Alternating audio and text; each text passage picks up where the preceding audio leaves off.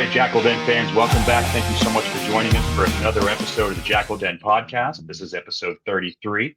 We have just come back from an awesome victory against Seattle, which was fantastic. Our defense was amazingly on point. It managed to stop Seattle Seattle at every chance they could at the line and hold them off. And we came out victorious, which was fantastic to have another win at our home pitch. It was an awesome game. Couple real quick things about future stuff coming up with the Jakl Den. We have a watch party for our next away game. It's going to be on June 2nd. So we have a bye week right now, and then June 2nd, the Jackals will be up in New England playing against FreeJacks. That watch party is going to be in Richardson, Texas, at a place called Northside Draft House. It'll be at 1 p.m.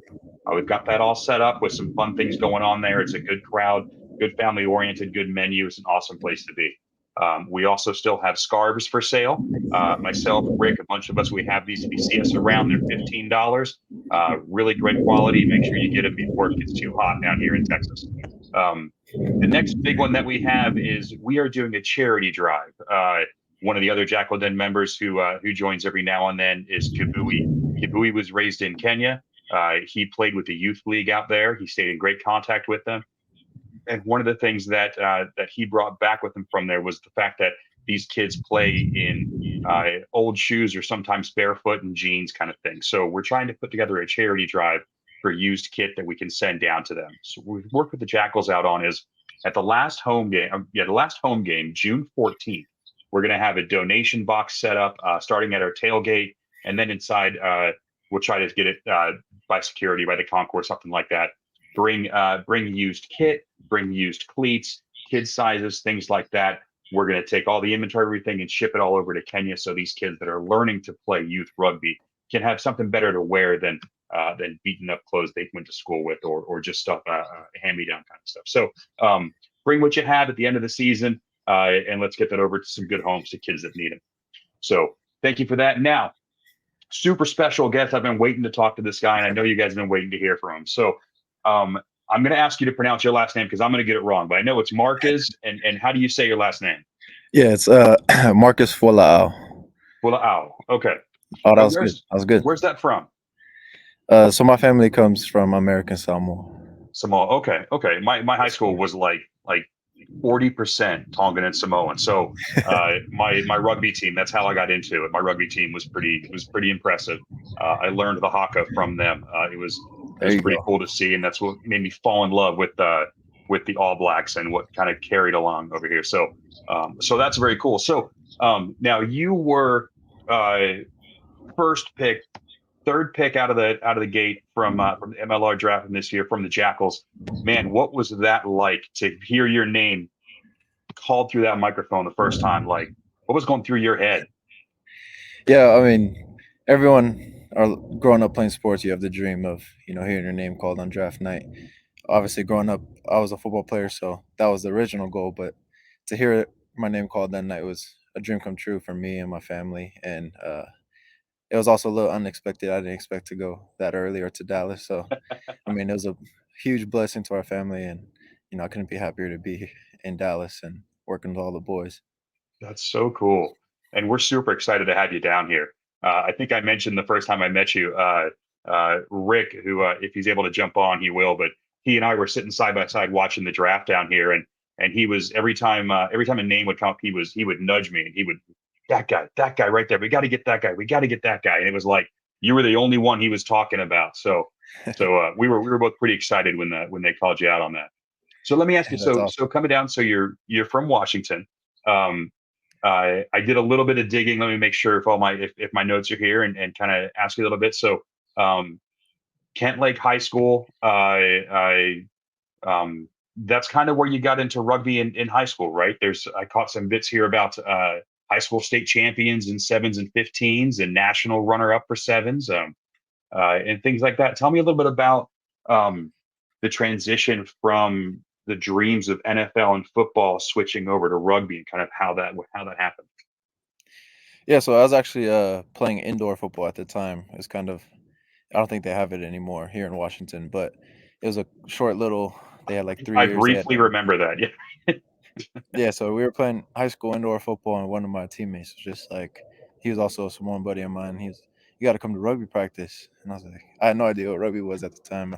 I just knew they tackled each other with no pads, so I thought he was just wanted to hit me or something and put me away. But yeah, that sort of changed my life. I came over to Rainier Highlanders from in Washington. We usually train in Auburn, Washington, and that's kind of where it started.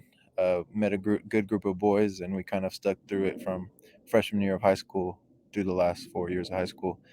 And at that time, I was real big into football. Still was through all 4 years, but come senior year, I had the opportunity to go over to Central Washington, and I had a couple small football scholarships, and I just couldn't let the rugby go in my life and just the culture it Excellent. brought and everything that came with it. So that's how the transition sort of started, and it's rugby's taken over from there. It's stuck. That's so cool. We're all glad you turned down the football scholarships for us. Now there was Yeah, something interesting I caught on here was you were actually taken with your team by your coach to see the very first MLR game up in Seattle. Is that right? yeah, actually, yeah. John Alvaro, right? He's with us on the Dallas Yeah, Jackals. yeah, yeah. So actually, his dad was our first coach. Me and Jonah Oh actually played man, football in eighth grade. So when I came over to rugby, I didn't know Jonah was there, and then I met up and I was like, "Oh, dude, that's it's cool to see you here." But that's yeah, awesome. he got us all tickets to the first San Diego versus Seattle down in Starfire, and yeah, it was pretty cool to see the start of the league and then to see where we are now, both playing for Dallas and being in the league. It's pretty cool. Oh man, that's got to be awesome. And now, now, what year was that? Where were you in school at that point? Was that still high school? Yeah, I was in high school. I want to say either senior year or junior year. The league Okay, started, I believe, in 2018, so that would have been senior year. okay, that's so cool to get a feeling to watch them on there, and you kind of like you have those dreams of like I could do that someday, and then like you saw like getting, you made it, you made it. Uh, Yeah, that's so that's where cool. And the dream was sparked. So I'm gonna bring on. Just sorry to interrupt you. So we've got Kabui just jumped on here. Let's see if he's got his camera ready. I know he's dying to talk to you too. We got our Kenyan Thor, our international rugby star Kabui. Um, I've got big legs like him, and that's about it. Like the so Tonto. so I was just talking to Marcus about kind of where he came from, his high school, what it was like being drafted, things like that. Yeah. And kind of and it was perfect timing for you to hop on here. Kabui, you met Marcus Kabui. Um, how's it but going, yeah, we're guys? kind of just getting to Washington know Dallas. him before we jump into the domination that happened on at the last game that we'll get to. But what have you got for him, Kabui? What do you want to know about our flanker? Well, I guess the first thing is, did you always start out as a flanker? Because I know a bunch of guys who started on the pack, guys started on the wing, and if you could, where would you play on the field? It's a Other great opening question. No, I actually started off in the centers all the way through high school. My first couple years at uni, and Yeah. then my third year at uni, I was in college for 5 years. So my third year at uni, my coach came to me with the idea of playing 6'8", Mm-hmm. and kind of stuck from there. So I started off as a center. I think the old me would have definitely said I wanted to be a center forever. But now that I've gotten my nose in the rucks and in the scrums, I definitely love being a forward. Love being in the pack. I think it suits me well. That's So good. I think that brings me to a segue. Perfect question. Since you love being a center and you have been a center, is that why you are like number 22 just about every game? Because I'm looking at the lineup. I'm like hooker, prop, lock, utility, scrum half, Marcus. Then the other back. I'm like, so is he going to be playing in the centers or in the wing? Well, what are we going to see out there? Man, I tell coach sometimes, if you need me, just throw me out there. Oh, I No, loved. I Just think get Loved. it's the more minutes on the field. funny enough. I think it's more of a jersey sizing thing. I think the 21. Okay. I think the 21 is always a medium for the scrum half, so they just keep the scrum Okay. halves in that jersey. I do wonder how they have to spread that out sometimes. Of like some of the body sizes on rugby players are so various. And like I get typically like the larger the number, the smaller the guy. But when you get right in the middle there, it's like you could have the large and you could have the 3XL that are going to be in the same number from week to week. Like Exactly. Yeah. there's really got to be a wide range there. Yeah. Exactly. Yeah. So let me ask you this: so playing through high school, playing through a little bit of college, one of the things I got to know. What was it like on the pitch the first time you scored a try?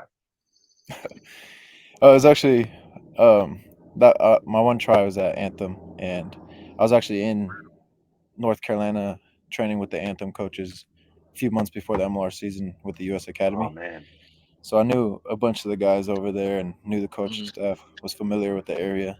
So it's actually pretty cool for that to be the first try because it was, not to say against my friends, but got to it was against my friends, and it was got to hang out with them after. So that whole experience in North Carolina was just awesome. And I that's remember even that try. You worked hard off the shoulder, and then you came down the tram line, and you put it down like pretty close to the edge, right? yeah, I That told was Brock, nice. don't tap it, don't tap it. He tapped it because I was tired and I had to go. There you No, go. just kidding. that's so cool. So what? Awesome. So I hadn't picked up on this, and but so was it Seattle to to Anthem and then down to Dallas? Were you living over there for a little bit on the East Coast? It's funny enough, it was right after the draft. So I flew from Seattle to Austin to record like the draft and do the video production, Oh, and that's then right. from Okay. Austin to North Carolina, and then I had about 2 months. So North Carolina was August to October. So then I had October till January in Seattle Okay. And that before was Dallas. right before they stood up as Anthem because I think they stood up at like November or December was right around the Yeah, time yeah, they did. Yeah. Okay. they're still the That's very Hawks at the cool. time. Yeah. Okay. So what do you think? So what moving from so I've been to Seattle, I've been to Washington a couple of times. The one biggest thing is you have something like 380 days of rain a year, which I'm great that I caught you outside on the one day that it's not cloudy Mhm. and rainy. Yeah, Um, right. Got to take so advantage. coming down here to Dallas, I mean, what's the transition been like? Goods, bads. What do you think of it? Oh man, I really enjoyed it. I loved it. The city is great. We're in Fort Worth, and the coaching staff really takes care of us. If we have any Mhm. problems, they Good. take care of it right away.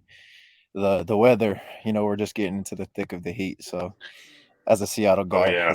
it's getting to me. But it's funny enough. Yeah. I got off the plane here in Seattle, and I was freezing, and I was like, "Whoa!" usually, usually I get People are home, it's walking 60s around in warm. shorts and a t-shirt, and you're shivering because you're used to the 90-degree weather we have in March. Exactly. Yeah. But yeah, Excellent. it's been great. I That's loving it out there.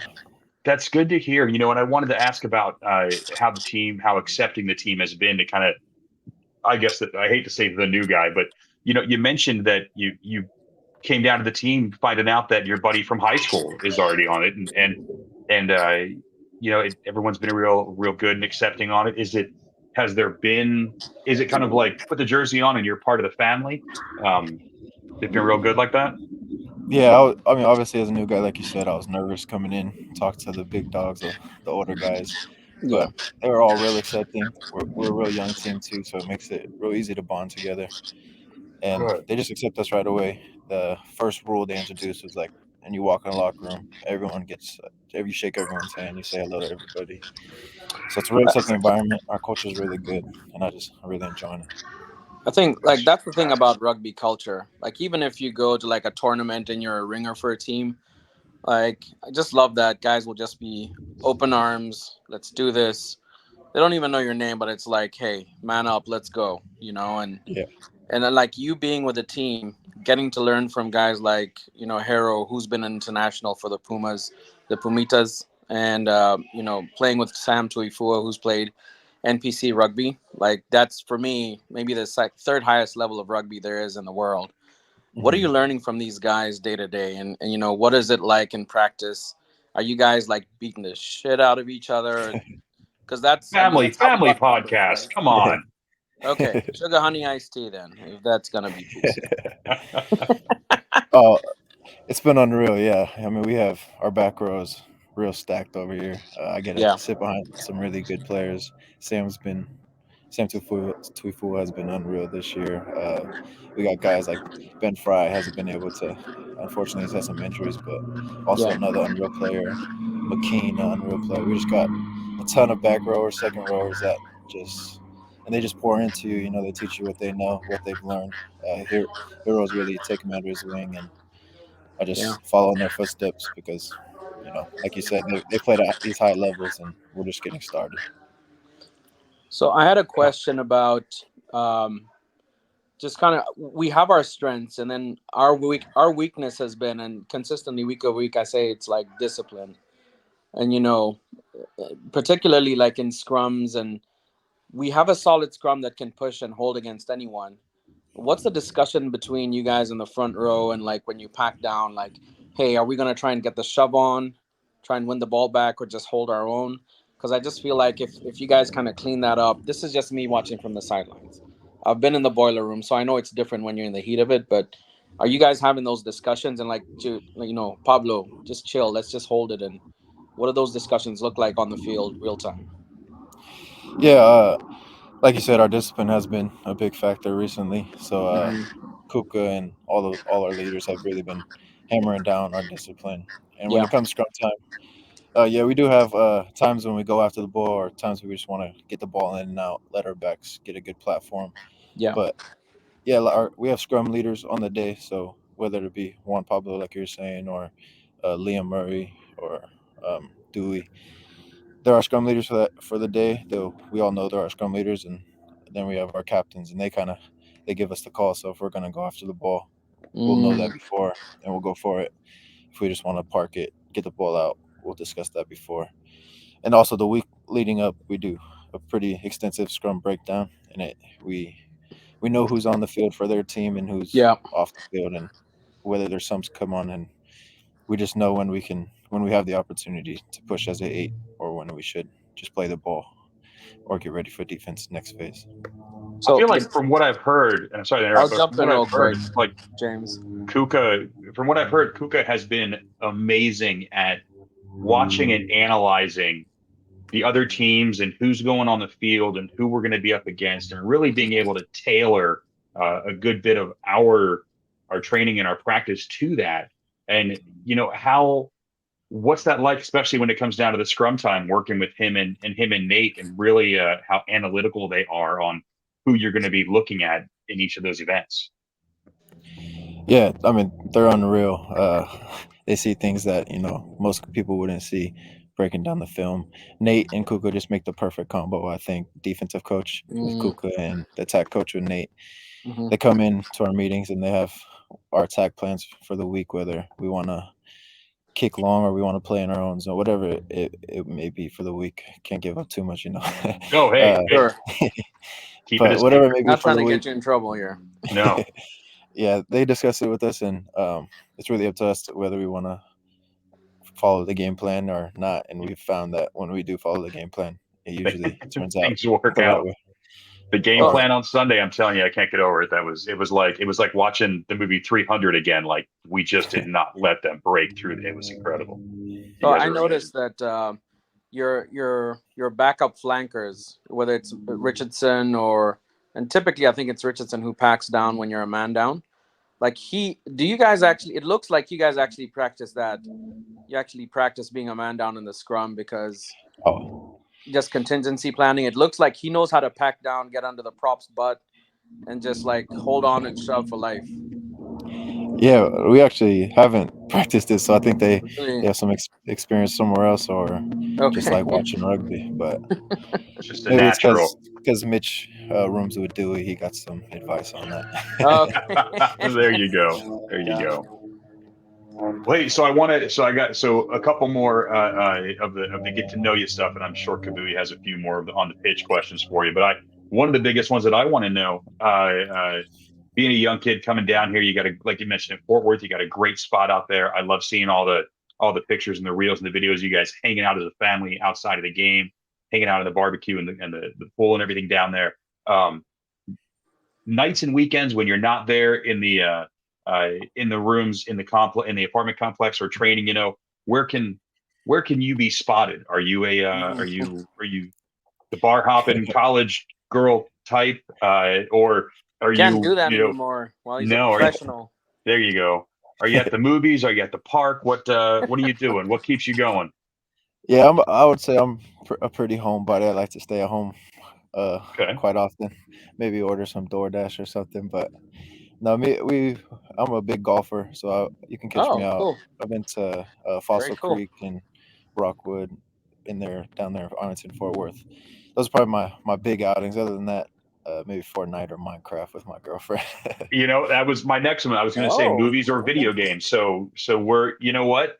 I'm going to both. play Buffalo Creek on Saturday. There you And go. tonight I'm going to tune up some Diablo 4 as soon as this is over. So you and I may have to hang out a little bit. That'd be Yeah, good. get out I've to the got some extra course. clubs if you don't have any down here, but we definitely will do that. I brought mine actually. I had to. It was a priority. Man. He was, he was like, Kuka, I'm coming, but I got one request. What do you got My shipped to Florida? clubs are going on the plane with me. Exactly. So my Had to, question's a bit veering off the path, but professionally, when you're done with your caps for America and all that good stuff, what is Marcus gonna do? It's a good question. With that bachelor's in business administration.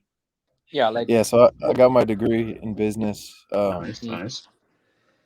Going into college, that's kind of what I went in wanting to do. Came out with the Sure. degree, but in Good. the process of it, kind of fell in love with the tools, working construction and doing that. So it's been kind of my nice. goal since probably sophomore year of college to become my own boss and be some type of contractor. I've done different types of specialties, just haven't figured out exactly what I want to do. Very But cool. I think it will have to do with working on the tools and hopefully owning my own business.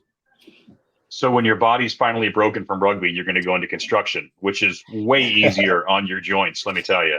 He's gonna be the project manager. He runs Exactly. the company. He's not doing the heavy lifting anymore. That's That's the fair. goal. That's the goal. There I you did go. that for the last I 7 love it. years. Project management construction in Dallas is the place to be. Hey, I've heard. no Yes. better place. Yeah, I agree. That is awesome. Kabui, what final questions, final thoughts? I mean, just final thoughts. Did you think the guys would hold out? I think there were 25 minutes or so in your 22. I thought that is just probably the most wild thing that I have seen in a game. You go down one guy, you go down a second, you get your guy back, and then Kyle goes in. And Kyle was maybe a little unlucky because he was just trying to push through the ruck, and ref took Yeah. it as cynical. Interpretation on a bunch of the stuff didn't go our way, but he also missed a couple of stuff, so it kind of evened out. But I just Yeah. want to say, to you and all the guys, hats off. I haven't seen a goal line stand for like 25, 30 minutes Man, and just give Yeah. up one try from open play. So you didn't give up anything on the try line. What you gave up was just some random open play and a couple of excellent pop passes. So Yeah. hats off to you and the guys. That just tells me that we are ready for the playoffs. We've lost probably the most number of games with less than 7 points. We have the most bonus points. And Yeah. so we're looking for you guys to go deep in, and I'm looking to see you get some solid minutes and then, pick up a couple more tries, a couple of bone crunching tackles. So we're with you. Just want to say Thank you, man. we're ecstatic to see where you guys are right now. Yeah, thank you. The boys are real excited. The locker room's got a lot of juice right now. So hoping to make a big push last couple of games and then see what we can do in the postseason. Yeah, what, I do want to take a couple minutes and talk about this last game. And Marcus, I don't want to hold you up. If you stick around, jump into the conversation. If you want to take off, I know you're up there with your family right now, so I want to hold you up from if dinner's on the table. But I'm definitely going to pick Kabui's brain off the things that he saw. I was there in the stands. He was watching on TRN, so we get different angles of a lot of what's going on there, and a lot of the things that I've always loved watching it, but I'm not the guy that reads the rule book as much as I just enjoy watching it. Kabui is the guy that, and like you, that lived it. So when I have these questions of, I don't quite know why this happened, I like to pick these guys' brains. So yeah, if you want to stick around, please do. If you got to drop off, I get it. I appreciate you answering all of our questions, hanging out with us. Man, we love you. We can't wait to see you out on the pitch more. Love what you're doing out there. Yeah. Of course. Thanks for having me, guys. Yeah, I'm gonna jump out. We have a movie coming up. My brother loves the movie, so we're gonna go watch the new Planet of the Apes. There you go. But Fantastic. Hey, thank you, brother. Have a good night. Have a good night. Man. You too, guys. Thank you. See you guys next game. Yeah, cheers. All right, Kabui. So let's this was amazing seeing it there. I mean, like you Yeah, said, I mean, it was like it started. It really started at the end of the first half, but almost the yeah, entire second half, it felt like they were on the line. And to see our boys just push them back at every single chance was incredible. yeah. And I don't want to hear anybody talk about, well, Seattle didn't have their full, Ah, their full that's a squad. BS. Just stop it. Your 23 is your 23. Whoever you put out is who you put out, right? Whether it's Or we were too injuries or confused by the form. lines on the field. Uh, BS. yeah, no, BS. yeah. You know what? It is all BS. And maybe give credit to a team that just dug their heels in when they had to. And this resolve's been there the whole season. But that last 40 minutes, these guys probably learned more about themselves than they did, like, for example, that big win in North Carolina, right? Hmm. So this is the kind of game that tests you. And they say defense wins games. The discipline has to be tuned up, right? Because we're still like getting caught offside. And then you develop a bit of a reputation with the referees. Yeah. As much as they say they're not biased and we're going to call it both ways, in a referee's mind, if your penalty count is higher over the course of the season, you don't get the rub of the green. Yeah. So going into these last couple of games before the playoffs, that's what we have to establish. We have to establish that we're disciplined. In the scrums, we need to just be a bit more, I think it's a bit being a bit more mature and knowing when to try and get on the shove and when to kind of just leave it alone, right? You It don't makes have to sense. go for everything. And Makes half sense. these refs, I'm sorry, half these refs don't have a shits and giggles what's going on in a front row, like the That's nonsense so that's going true. on in those front rows. This is true. You So, know, it's you incredible still that there? we have. I love watching Kat ref, and I'm so excited that she got nominated to ref for the Olympics for sevens. But then Hmm. on that Yeah. same board of refs, we have some. Like you said, it seemed like they're coming out of elementary school. You really get a Well, wide range. uh, these are all experienced refs. I mean, and what's more frustrating is you have two extra set of eyes on the field. It's not like soccer where this touch judge can only go on this side of the field, and Hmm. they're both in line with the play. And if one person misses something or two people miss something, the third person has to catch it, right? Yeah, And I really don't want the TMO getting involved unless it's foul play. So I don't think they should be involved in calling stuff back. But I think the refereeing just they need to take a hard look at themselves, because USA Rugby is playing at their level. hmm, If their level's down here, and when we go to internationals with experienced refs and we're not playing the rucks the way those refs are calling it, then we're at a disadvantage. USA didn't make we didn't make the Eagles didn't make the last World Cup. mm, yeah. I'm going to attribute part of that to the refereeing that we're playing to. That's Part a of good it was point. they pooped the bed, right? But part of it is also you're playing what's in front of you based on what the referees are used to calling for you. So, Hmm. refereeing has to get better. We have to be better and take away the decisions from them, right? If that makes sense. Yeah, Don't let them make those absolutely. decisions for us. So, but I think we're on the right path. I think One we're of the third in the things. West. Yeah, one of the things that, yeah, that's fantastic. Our standings moved up. We're third. One of the things I saw this game that really stuck out to me more than the last was Hmm. our kicking ability. It was Yeah. our conversion kicks, even from those tries that were way out on the corners. The ability to get that ball in between the posts was phenomenal. I don't think we missed. We didn't miss either conversion kick this time. No, no, we were 14. Yeah, so we're 2 for 2. Yeah, yeah, it's good to see some of those bits, like you mentioned, some of them tighten up, and Hmm. we still have a couple things to work on. We still have some of the discipline bits, and I'm certain that that Kuka and Nate are taking care Yeah. of that and getting on it. And I'm excited. I'm glad the boys get to go on their bye week following a win.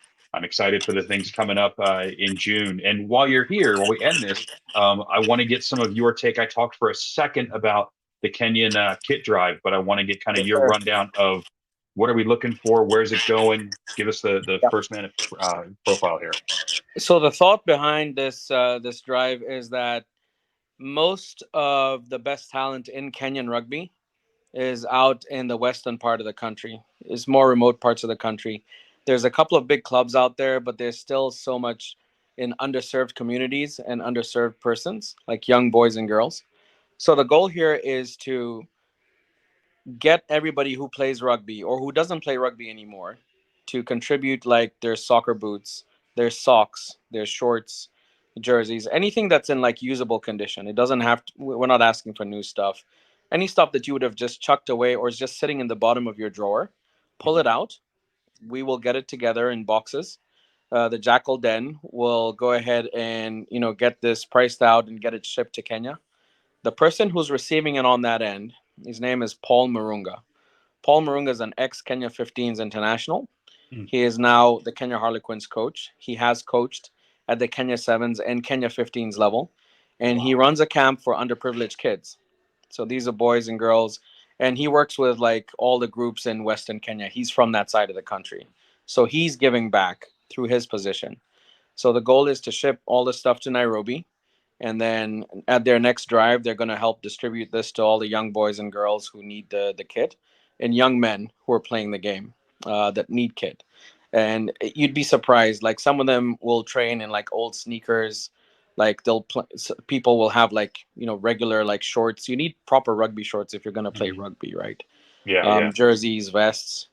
So the goal is to put the stuff that would have been chucked away here into the hands of people who will use it and appreciate it on the other side of the world. So that's the goal. That's And we're awesome. going to have a big box, a couple of big boxes. Hopefully we can fill out 2 boxes on the 14th at that home game. The Dallas Jackals administration have been kind enough to let us go ahead and do this collection on their lot on site. So if you are a Dallas Red, even if you hate the Jackals, if you're a Dallas Harlequin, and this is just being honest, like, whoever you are, if you have old kit, if you're Collin County Rugby and you're coming to watch the game, if you have old kit and you want to toss it away, just bring it over. We'll have it shipped. We'll have it packed. We'll get it shipped. And you're going to benefit somebody who may end up being on the 7th Circuit or an international club somewhere. That Yeah, could be your boots that help them get kickstarted, right? that's right. That's fantastic. So that's it. Awesome. Well, we're going to end it with that. Jakl Den, I appreciate you guys being here. Kabui, thank you so much for joining us. A huge shout out to Marques for joining us and talking to us. Like we mentioned earlier, the Yes, next sir. watch party on June 2nd, 1 p.m. at Northside Draft House in Richardson. And if you see myself or Kabui or Rick or anybody else walking around, grab us and buy a scarf. We have plenty of them, only $15. And like I said earlier, get them before it gets too hot in Texas. Other than that, Winter is thank you. coming. Winter is coming eventually. Yeah. Thank you very much. You guys have a good night.